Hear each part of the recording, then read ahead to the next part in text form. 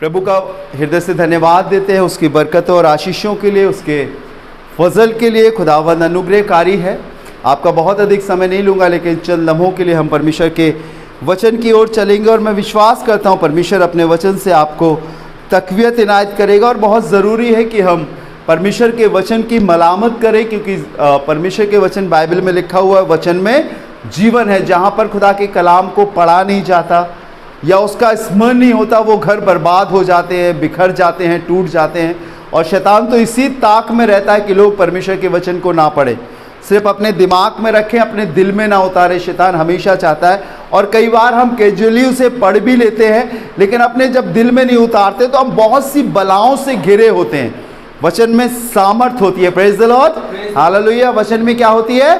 सामर्थ होती है। मैं बहुत प्रचार करने के लिए यहाँ पर नहीं आया हूँ, लेकिन ये हमारा परिवार है, हमारा घर है, और दुआ करने के लिए यहाँ पर आया हूँ ताकि प्रभु की आशीष यहाँ पर आ सके, ठहर सके। आइए एक इबारत निकाले खुदा के कलाम से, भजन संहिता उसका 127 अध्याय, और मैं सोचता हूँ उसकी पहली आयत है। भजन संहिता 127 अध्याय और उसकी पहली आयत, जिस किसी बहन भाई को मिलता है जोर से पढ़े प्रभु के वचन में क्या लिखा हुआ है।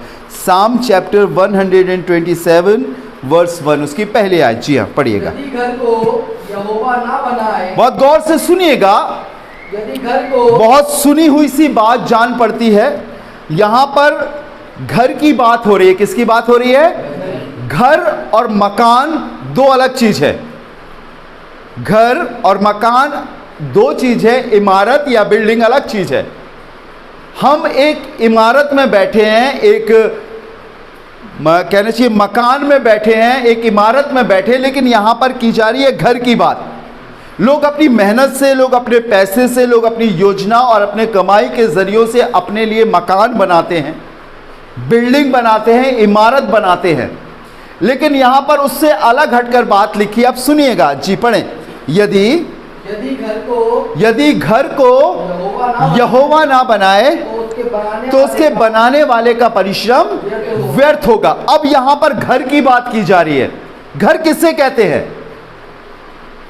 घर उसे कहते हैं जहां पर लोग रहते हैं। घर उसे कहते हैं जहां पर बच्चे बुजुर्गों की इज्जत करते हैं। घर उसे कहते हैं जिसे जहां पर परमेश्वर की हुजूरी होती है। घर उसे कहते हैं जहां पर गाली गलौज और शैतानी चीजें नहीं होती है। इमारत तो इंसान खड़ी कर लेता है, मकान भी खड़ी कर लेता है, बिल्डिंग भी खड़ी कर लेता है, लेकिन घर को परमेश्वर ही बनाता है। Praise the Lord. और प्रभु यही चाहता है कि यदि घर को परमेश्वर ना बनाए तो बनाने वाले का परिश्रम व्यर्थ होगा। अगर हमने सारी चीजें तैयार कर लिए, सब कुछ हमने तैयार कर लिया, अपनी बुद्धि, अपने पैसे, अपनी सोच, अपनी योजनाओं से, प्लानिंग से, लेकिन यदि परमेश्वर उसमें नहीं है तो सब कुछ व्यर्थ है। इस कोविड के दौरान मैंने बड़े बड़े आलीशान मकानों को, आलीशान बिल्डिंग्स को सुनसान होते हुए देखा। छोटे छोटे बच्चे रह गए। अब उस इमारत में कुछ भी नहीं है। डर लगता, भय लगता, इवन यहां तक कि कोई उसमें किराए से रहने को भी तैयार नहीं है। इसका मतलब बिल्डिंग तो बनाई है पर वो घर नहीं है।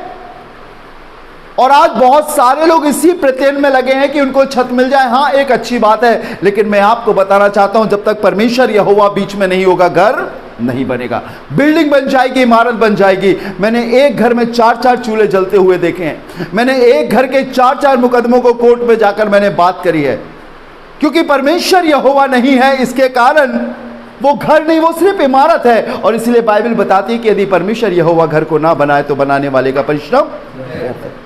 बिल्डिंग बनाने के लिए मना नहीं किया, इमारत बनाने के लिए मना नहीं किया, योजना बनाने के लिए भी मना नहीं किया, लेकिन यदि घर बनाना है, अपने जीवन को बनाना है, घर वो होता है जहां पर मोहब्बत होती है, घर वो होता है जहां पर शांति होती है, घर वो होता है जहां पर बड़े छोटे एक दूसरे की इज्जत करते हैं, घर वो होता है जहां यीशु मसीह को अहमियत दी जाती है। और अगर ये नहीं है तो सब कुछ व्यर्थ है। सुनिएगा आगे, मैं चाहता हूं आप पढ़े परमेश्वर के वचन से लूका रचित सुसमाचार। बहुत सुंदर आयत है, लूक चैप्टर 10, लूका रचित सुसमाचार उसका 10वां अध्याय। और मैं चाहता हूं कि कोई पढ़ना शुरू करे, इसके 5वें पद से पढ़ना शुरू करे। जी, लूका रचित सुसमाचार 10वां अध्याय उसके 5वें पद से, चैप्टर 10 वर्स 5 जी। जिस किसी घर में जाओ, हाँ जिस किसी घर में जाओ, सुनिएगा बहुत गौर से, जिस किसी घर में जाओ, इमारत में नहीं, बिल्डिंग में नहीं, घर की बात करने आया हूं मैं आज।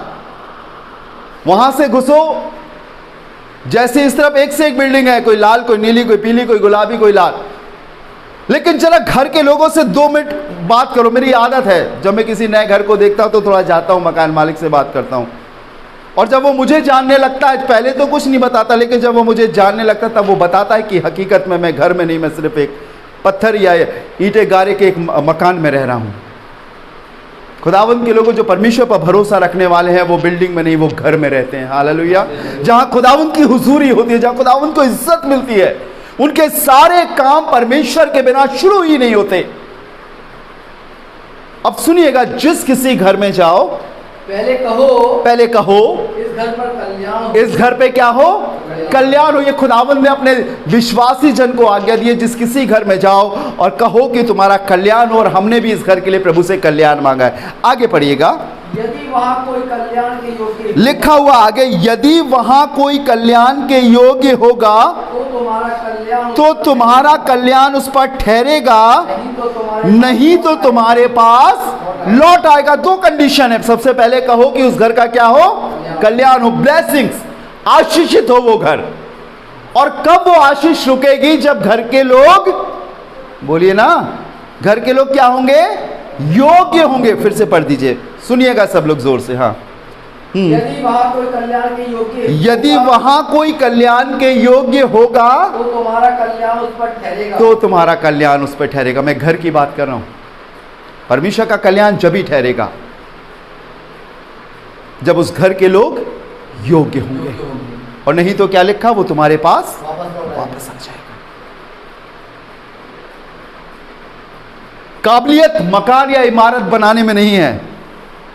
बाइबल में लिखा है, दुष्ट अपनी जिंदगी के वर्षों को 100 भी कर ले, सब उपदेश की किताब में लिखा है, लेकिन उसका अंत रोना और दुख और पीड़ा ही है। मैंने बहुत सारे गरीब परिवारों में भी विजिट करने के लिए गया, जिनके पास अच्छी छत नहीं है, लेकिन वहां पर प्यार है, वहां इज्जत है, वहां यीशु मसीह को अहमियत दी जाती। और मैंने बड़ी बड़ी बिल्डिंगों में भी देखा है जहां पर माँ बाप बच्चों से बात करना नहीं मांगते, और ना बच्चे अपने माँ बाप से बात करना मांगते, दुआ करना नहीं मांगते, एक दूसरे का सम्मान, एक दूसरे की इज्जत नहीं है, यीशु मसीह के नाम को अहमियत नहीं दी जाती है। मैं आपको बताना चाहता हूं, वो योग्य नहीं है। बड़े से बड़े पास्टर को बुला लें, चाहे कितने बड़े नामचीन पास्टर को बुला लें, खुदा की बरकत उस घर पर नहीं ठहरेगी। मैंने बिखरते हुए देखे हैं घर, टूटते हुए देखे हैं घर, मैंने बिकते हुए देखे हैं घर, मैंने बनते हुए देखे हैं घर, मैंने खुदा की आशीषों को ठहरते हुए देखा है। और आज इसीलिए बाबुलंद इस बात को मैं कहना चाहता हूं कि यदि परमेश्वर यहोवा घर को ना बनाए तो बनाने वाले का परिश्रम व्यर्थ होगा। वो कल्याण, वो आशीष कभी ठहरेगी? जब ठहरेगी जब घर के लोग योग्य होंगे। लिखा है, मार्ग में चलते चलते प्रचार करना, और जिस किसी घर में जाओ उनसे कहो कि तुम्हारा कल्याण हो। और यदि घर के, लिखा है, यदि कोई घर के लोग योग्य होंगे तो तुम्हारा कल्याण उस घर पे ठहरेगा, नहीं तो तुम्हारे पास लौट आएगा। Praise the Lord. शायद मेरे और आपकी दृष्टि में, शायद मेरे और आपकी सोच में जो हमने बनाया है बहुत अच्छा है, लेकिन हमें मालूम है कि अगर इस रंग को उतारा जाए तो इसके अंदर रूखापन होगा, दीवार होगी, बेजान चीज उसके अंदर होगी। लेकिन ये जिस्म जो खुदा ने बनाया है, इसमें जान है, ये चलायमान है। खुदावन ईंटे गारों के मकानों में या बिल्डिंगों में, इमारतों में, मंदिर, मस्जिद, चर्च, गुरुद्वारा में नहीं बसता। वो सिर्फ एक मानव द्वारा बनाया गया एक स्थान है, वो मेरे और आपके अंदर बसता है। 1 Corinthians चैप्टर 3 वर्स 16, पहला कुरिन्थियों 3 अध्याय के 16वें पद में लिखा है, क्या तुम नहीं जानते कि तुम परमेश्वर का मंदिर हो और मेरा आत्मा तुम में बसता है, और यदि कोई इस मंदिर को नाश करेगा तो परमेश्वर उसे नाश करेगा। ये बिल्डिंग घर उस दिन बन जाएगी जिस दिन हम खुदा का घर बन जाएंगे, जिस दिन उसका वास मेरे और आपके जीवन में होगा, तभी यीशु मसीह ने अपने चेलों से कहा, जिस किसी घर में जाओ और यदि घर के लोग योग्य होंगे तब मेरा कल्याण ठहरेगा, नहीं तो लौट कर वो तुम्हारे पास आ जाए। ये है परमेश्वर घर बनाता। मुझे अच्छा लगा, यहाँ से नील ने खड़े होकर बोली, मैंने पहली बार उसे सुना, फ़ोन पे तो मैंने बहुत बात करी, लेकिन बहुत अच्छा लगता जब जवान बच्चे अपने मुंह से प्रभु की बातें करते। बहुत अच्छा लगता है जब वो अपनी माँ बाप के लिए खुशी और शांति का कारण होते। मैंने कई ऐसे घरों को देखा है, मेरे से फ़ोन पर बोलते हैं, बेटा दोपहर में आ जाया करो, जब वो चला जाता है। मैंने कहा ऐसा क्यों? क्योंकि जब वो आएगा तो पीकर आएगा और लड़ाई झगड़े करेगा। वो घर नहीं है, वो दहशत है। मजबूरी में माँ बाप अपने बच्चों का सम्मान कर रहे हैं, लेकिन घर वो है जहां खुदावंद यीशु मसीह है, जहां बड़ों की इज्जत है, खुदावंद को इज्जत दी जाती है, आज्ञाकारिता है, वो घर है। घर रुपये पैसे से नहीं बनता मेरे दोस्तों, कभी भी नहीं बनता। मैंने देखा है ढेरों रुपया पैसा रखा, मुझसे कह रहे थे कोविड वार्ड में जब मैं प्रेयर करने के लिए गया था, भैया जितना पैसा चाहिए ले लो लेकिन हमें बचा लो। हमने कहा तुम्हारा रुपया तुम्हारे संग नाश हो, और तीसरे दिन उसकी डेथ हो गई। रुपये से किसी का जीवन नहीं होता। यीशु मसीह ने कहा किसी का जीवन उसकी धन की बहुतायत से नहीं होता, और अगर जीवन होता तो यीशु ने कहा मार्ग, सत्य और जीवन मैं ही हूं, उसके पास है जीवन। और जब तक वो हमारे जीवन में नहीं आएगा, बड़ी से बड़ी बिल्डिंग सुनसान होगी। मुझे बहुत अच्छी लगती है, उम्दा लगती है खुदा के कलाम की वो आयत कि जिस किसी काम में तू हाथ लगाएगा वो तुझसे बन भी पड़ेगा और पूरा होगा। उम्मीदों के संग, आशाओं के संग इस घर की बुनियाद रखी गई, बनाया गया, और एक योजना बनाई गई कि आगे इस घर में क्या होगा। अपने मम्मी पापा का, अपनी दादी का, अपने अजीज़ों का नाम ले रहा था नील यहाँ से, मुझे अच्छा लगा। लेकिन बेटा हमेशा एक बात याद रखना कि अगर परमेश्वर नहीं होता तो आज जो अजीज़ हम देख रहे हैं हम उन्हें नहीं देख पाते। माँ बाप को हिम्मत और बुद्धि देने वाला कौन है? परमेश्वर। हालेलुया। अगर आज हम यहाँ तक पहुँच गए, उसका सबसे बड़ा कारण है ये परमेश्वर का अनुग्रह, ये परमेश्वर की दया है। और इस बात को अपने जीवन में एक अमली जामा पहना लो कि हम संसारिक नहीं हैं, हम दुनियावी नहीं हैं, हम दुनिया से अलग किए हुए लोग हैं। प्रभु ने हमें अलग किया है, सिर्फ इसलिए नहीं कि हम संसार का सा जीवन जिए, लेकिन हम संसार से अलग हटकर जिए। और बिना परमेश्वर के हम कुछ नहीं कर सकते। अभी मंजिल नहीं आई है, अभी वो मुकाम नहीं आया, अभी मकान बना है, अभी से घर बनना बाकी है। शादी होने वाली है नील की, मुझे पता चला जल्दी। मैं रोज़ दुआ करता हूँ उसके लिए कि प्रभु ऐसी बहू आए जो कम से कम इस घर के बुज़ुर्गों के लिए शांति और खुशी का कारण हो। मैं अपने भाइयों के लिए भी बहुएँ ढूंढ रहा हूँ, कहीं मिल जाए, अच्छी लड़की मिल जाए। सबकी अलग अलग डिमांडें होती है। रोज़ दुआ करता हूँ प्रभु अच्छा रिश्ता ला, ताकि जो हमारे दुख हमारे लोगों ने उठाया वो ना उठा सके। तेरी विश्वास करने वाली, लिखा ना, भली स्त्री अपने हाथों से अपने घर को बनाती है और बुरी स्त्री अपने ही हाथों से अपने घर को बिगाड़ देती है। अगर हम खुदावंद यीशु मसीह को आगे लेकर चलेंगे तो कभी ना बिखरने पाएंगे। जितना शैतान को नाश करना था वो कर चुका, और अगर हम यीशु मसीह को दरकिनार कर देंगे, मैं आपको बताऊं, लिखा है कि जब वो नाव झील के बीचों बीच थी, वो अपनी बातें कर रहे थे और यीशु नाव में जाकर सो गया। बड़ी आंधी, बड़ी तूफान आए और वो डूबने लगे, और जब वो डूबने लगे तब उन्होंने यीशु को पुकारा। मैं नहीं चाहता कि इस घर में यीशु सोने पाए, मैं चाहता हूँ इस घर में यीशु मसीह हमारे दिलों में, हमारे मनों में, हमारी बातों में, हमारी सोच में, चाल चलन में जीवित रहे और जागता रहे। एक दिन बेटा खड़े होकर कहे, मम्मी हिम्मत रखो, हमारा यीशु संग में और वो पूरा करेगा, मत डरो, जो हो गया उसे भूलो। माँ के लिए हजारों करोड़ों रुपयों से बढ़कर वो बात होगी जब एक बेटा अपनी माँ से कहेगा। हालेलुया। चिंता मत करो मम्मी, पुरानी बातों को भूलो, आगे बढ़ो। ऐसे मरहम से बात करें, मरहम सा काम करेंगी ये बातें जो दुनिया में नहीं मिलती। और मैं यही चाहता हूँ, जिस परिवार में मैं जाता हूँ, मैं यही दुआ करता हूँ, प्रभु इस घर के बच्चों को अपने माँ बाप के लिए औषधि बना। बच्चे माँ बाप के लिए पीड़ा और दुख का कारण ना हो, आंसू का कारण ना हो। बच्चे नहीं समझते उस बात को कि माँ बाप ने कैसे पाला उन्हें, खुद गीले पर सोकर उन्हें सूखे पर सुलाया, रात रात भर जाग कर उनकी परवरिश करी। छोटी सी छींक आ जाती थी और वो उठ के बैठ जाते थे, लेकिन जवान बच्चे नहीं समझते। मैं यही दुआ करता हूँ, प्रभु एहसास डाल उनको कि कैसे माँ बाप ने उनकी परवरिश करी। ये घर है, प्रेज़ द लॉर्ड, इसे कहते हैं घर। मैंने देखा है कई परिवारों में माँ बाप डाइनिंग टेबल पर बैठकर अपने बच्चों का इंतज़ार करते हैं कि कब आएंगे, हम उनके संग बैठकर खाना खाएंगे। बच्चे का फ़ोन आता, हम थोड़े बिजी है, लेट हो जाएंगे, मम्मी पापा खा लो। क्या गुजरती है। जिस माँ बाप ने अपने हाथों से बच्चे को खिलाया पिलाया और आगे बढ़ाया, जब वो गिर जाता था तो बच्चा तो रोता था, संग में माँ भी रोती थी। शायद वो एहसास नहीं है। मैं दुआ करता हूँ खुदावंद कि इनके बच्चों के दिलों में ऐसा एहसास डाल, जब उनके माँ बाप ने उन्हें परवरिश दी, ऐसे पाला। तू आ जा, इसे घर कहते हैं। प्रभु के लोगों, घर इसे नहीं कहते कि बेटा जाए नौकरी करके आए, पैसा लाए, मम्मी जो खा लो, कपड़े लत्ते खरीदो। नहीं, कपड़े लत्तों से घर नहीं बनता। घर प्यार से और खुदावंद से और इज्जत से बनता है।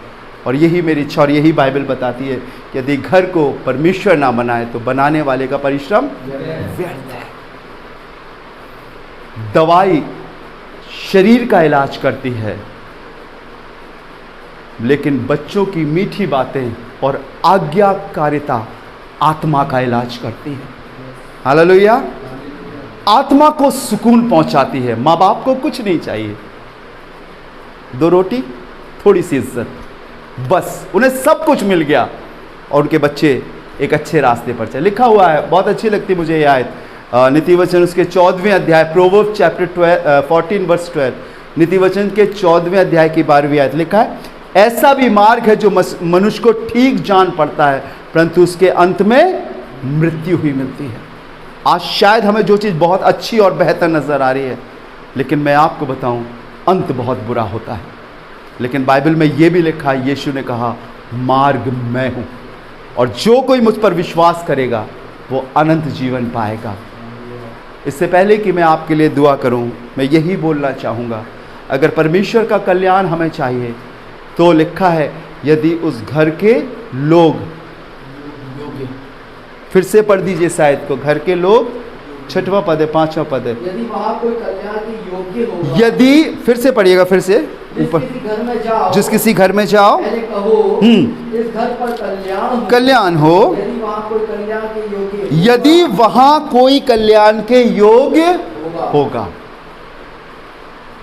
आशीष है, ब्लेसिंग्स है, स्थिरता, इस्टेब्लिशमेंट, मजबूती, सब कुछ है इस कल्याण में।